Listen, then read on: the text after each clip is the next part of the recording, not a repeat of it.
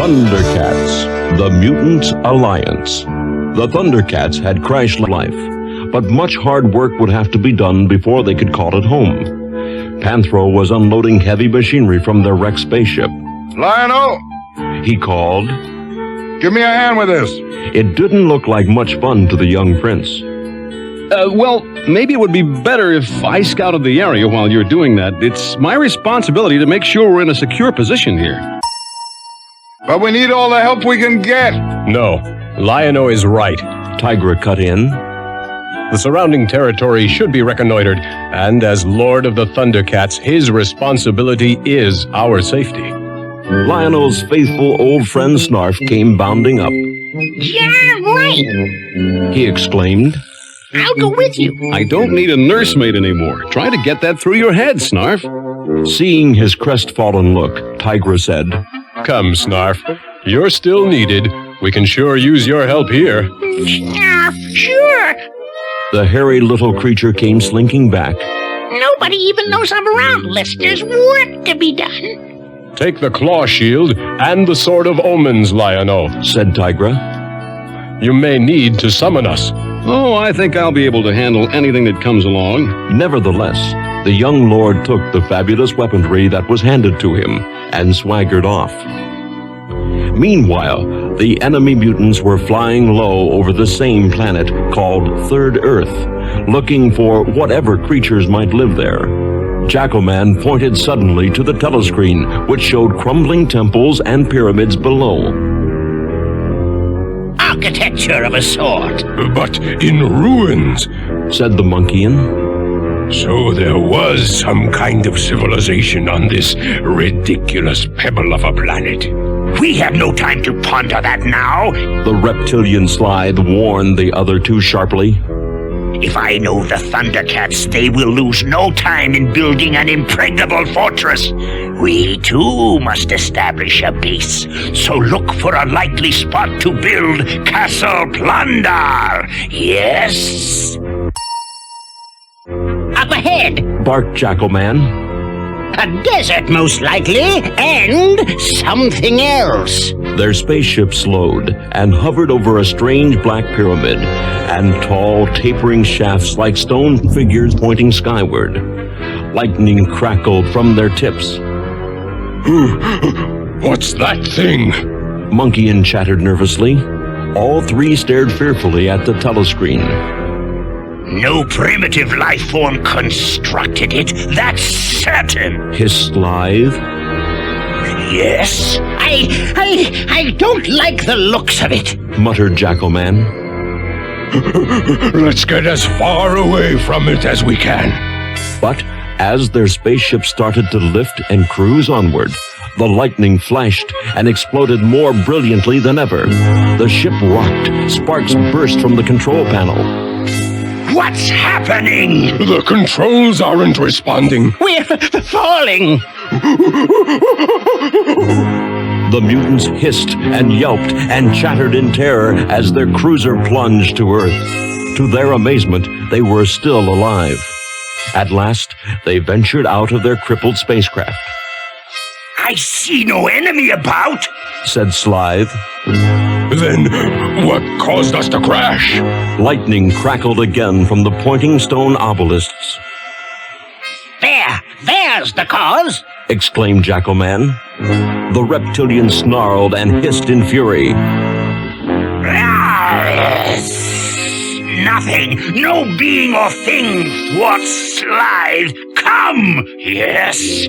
The others hesitated as he slunk toward the Black Pyramid. Is that a good idea? You're afraid, Jackalman? And you call yourself a mutant?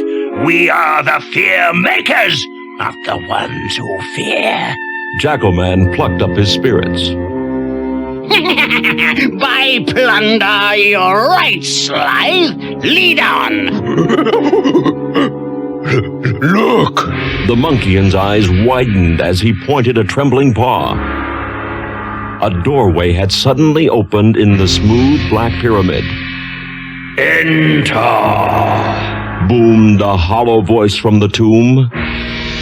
Arm yourselves. Slythe hissed to his companions. But the voice went on.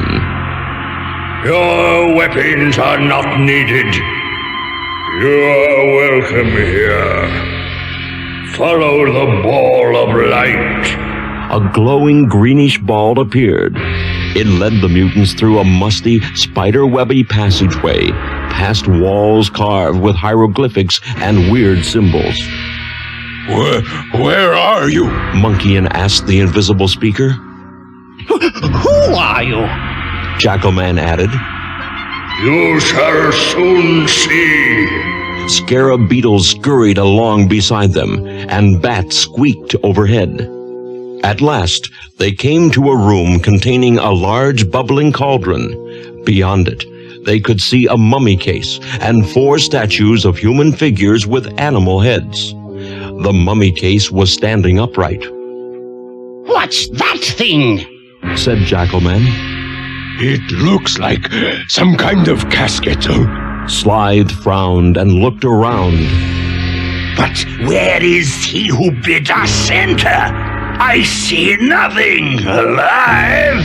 The mummy case began to glow and shimmer, and the lid flew open. Inside stood an ancient hooded figure. As long as evil exists, It replied. Mumm-Ra lives. It spoke in the same hollow, echoing voice they had heard before. The mutants stared in awe. What manner of being are you? Asked Slythe. You need only know that I am Mumm-Ra, and that I know of your mission here on Third Earth. You seek to possess the Eye of Thundera. You know of the Eye of Thundera? Yes? I have known of its power for 1,000 years. Mumm-Ra pointed upward to an opening in the top of the pyramid, through which they could glimpse the night sky dotted with stars and constellations. From a time when this was still First Earth. Even if this is so, Snarled Jackalman. what makes you think we need your help?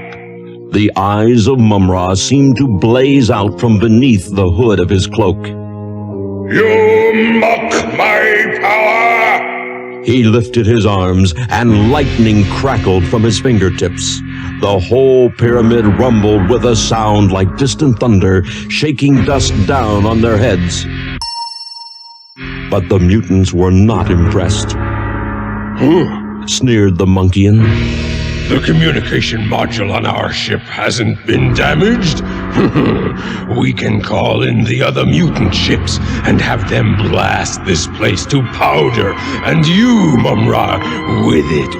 Come, see your ship, foolish creatures. He beckoned them to the huge cauldron. Through its boiling vapor, they could see their spacecraft, which had crash-landed outside the pyramid. As they watched, it sank out of sight, and the desert sands closed over it.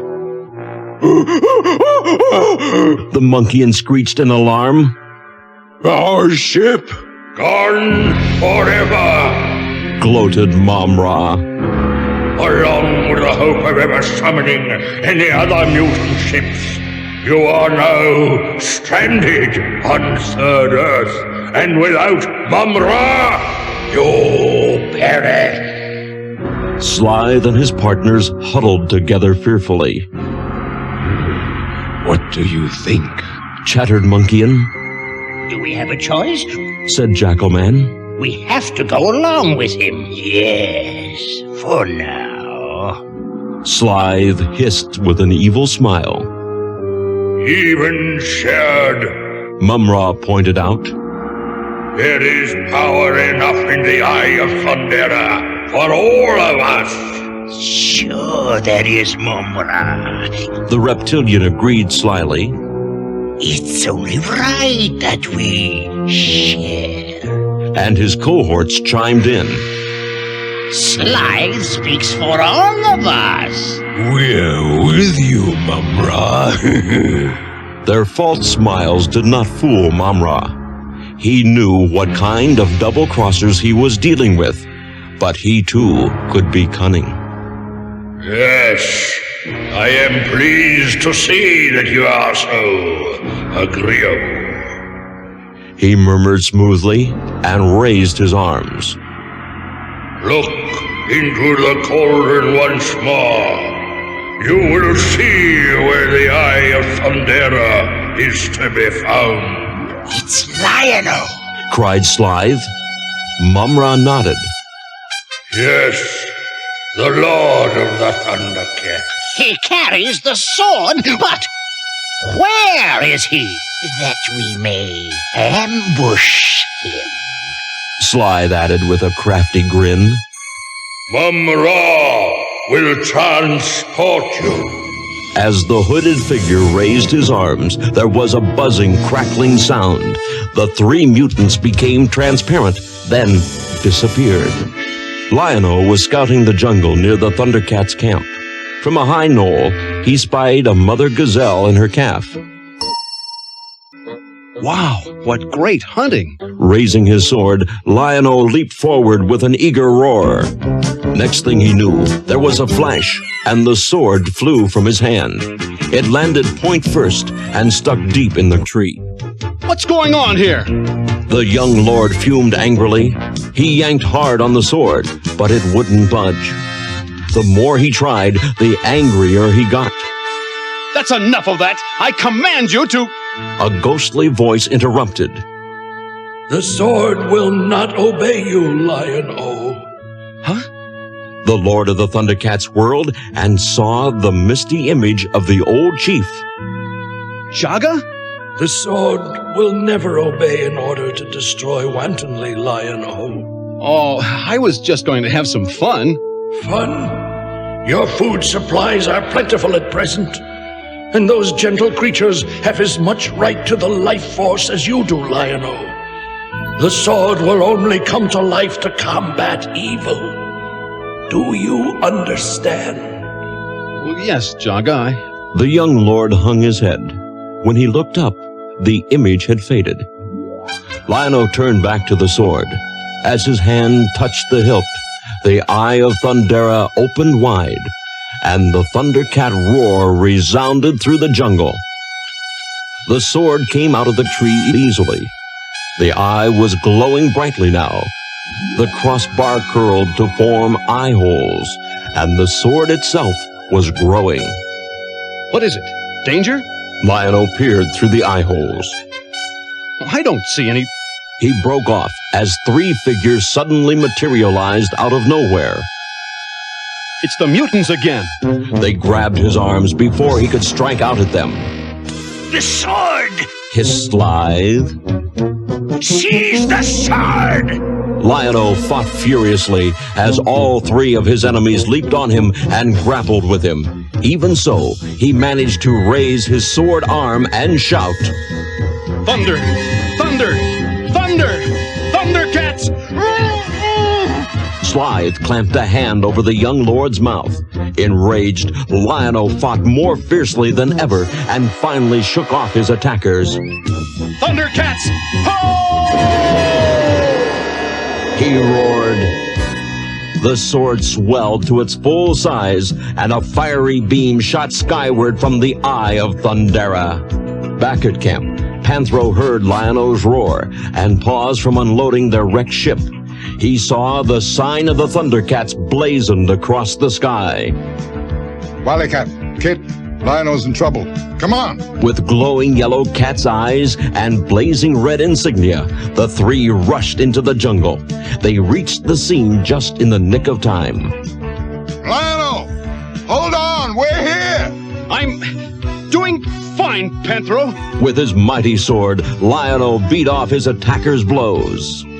With three more Thundercats joining the fight, the mutants knew it was time to flee.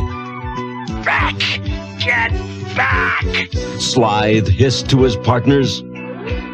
Panthro, who was about to hurl the reptilian against the nearest rock, found himself clutching empty air. The mutants had suddenly disappeared. No spaceships above! Gaped Wily Cat. So where did they dematerialize to? Wily Kit, puzzled. Don't like the looks of that. Frowned Panthro. Seems like those blasted mutants have learned some new tricks. Where are Tigra and Chitara? Said Lion-O. Gone looking for a good place to build our new home. Why didn't they see the Thundercat signal? Good question. I'll go look for them. No, I'll go, Panthro. I'm not a kid anymore. Lion-O spoke quietly, but firmly. Panthro understood. The young lord was boss now. Right. Back in Mumm-Ra's tomb, the hooded Ancient One sneered at the three figures who once more stood before him. So, the dreaded mutants, the scourge of the universe, return with their tails between their legs. If you think it's so easy fighting the Thundercats, try it yourself next time. Chittered the Monkeyan. Yes, Hissed Blythe. we haven't seen much of your self-proclaimed power yet, mighty Mumm-Ra. You dare to taunt Mumm-Ra? Reptilian! You shall see my power then, much to your sorrow. The hooded figure flung out his arms and began a dreadful chant that chilled his three listeners with fear. Ancient spirits of evil, transform this decayed form to Mumm-Ra, the ever-living! His cloak fell away. He began to swell in size. His muscles bulged, bursting through his mummy wrappings, and his red eyes blazed like deadly fire. At the same time, the double snake insignia on his weird costume began to pulse with a fiery light. The animal-headed statues glowed red around his coffin. Mumm-Ra himself seemed to take on some of their likeness, even to vulture wings attached to his powerful arms. The mutants fell back in awe as he soared aloft and burst out of the Black Pyramid. Lion-O was walking through the forest, searching for the other two Thundercats. Tigra! Chitara! He called. A vast, bubbling dark pool lay ahead. What's that? Some kind of black lake? He wondered, and tested it with his finger. Oh, it's hot. He tried to rub away the tar with his other hand, encased in the glove of the shiny claw shield. And sticky. It won't come off. Lion-O muttered. He had stuck his sword in the ground while he tested the black lake. Suddenly, the eye of Thundera snapped open. The Thundercat roar sounded, and the sword began to grow. Lion-O sensed Danger! and whirled to pull out the sword. He gasped as he found himself facing Mumm-Ra. What is that thing? I'd better... Raising the sword, he started to shout. Thunder! Thunder! Then, abruptly, Lion-O lowered his weapon. No. As Lord of the Thundercats, I must fight this demon alone. He charged at the fearsome specter, but Mumm-Ra whacked the sword with his vulture wing and sent it flying. It landed in the sticky pool and sank down until the eye was covered with black tar. Lion-O hastened to pull out the sword, but as he turned back to his foe, Mumm-Ra sprang upon the young lord, clasping him with the two vulture wings. You think to destroy Mumm-Ra, the ever-living? It cannot be done, boy! Lion-O squirmed out of his foe's embrace, muttering, The ever-living? This creature isn't mortal. If I can still just... He grabbed up the weapon which had fallen from his hand, then rolled over on his back and lifted the sword with the eye and aimed skyward. Thunder! Thunder! Thunder! Thundercats! Ho! To his dismay, nothing happened. No fiery beam shot upward. Thundercats! Ho! He faltered. Then he realized that the eye was blinded with tar. Mumm-Ra cackled with laughter. It's no use, boy. The Eye of Thundera cannot summon your friends this time. I only wish it could. Again, he leaped at Lion-O. Soon they were locked in fierce combat. The young lord fought valiantly, but he could no longer use his sword, though he still clasped it tightly. Unable to fight freely with both hands, he found himself being forced to the ground by the demon. With an evil laugh, Mumm-Ra pointed his fingers to zap the young Thundercat with his magical force rays. In a moment, the Eye of Thundera will be mine to command, boy. As Lion-O raised a gloved hand to protect himself, the demon suddenly caught sight of his own reflection in the shiny claw shield. He shrank back with a groaning shriek of terror.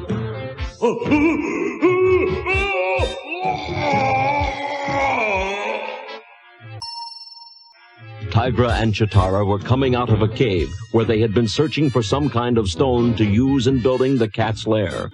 Chitara stopped short. Tigra, listen. I thought I heard the Thundercat roar. Something's going on, and we'd better see what it is. Come on!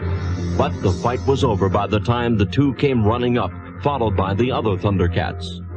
We heard battle cries, exclaimed Tigra. Are you all right, Lion-O? Asked Panthro. What was all that racket? Snarf, snarf, I told you not to go off by yourself.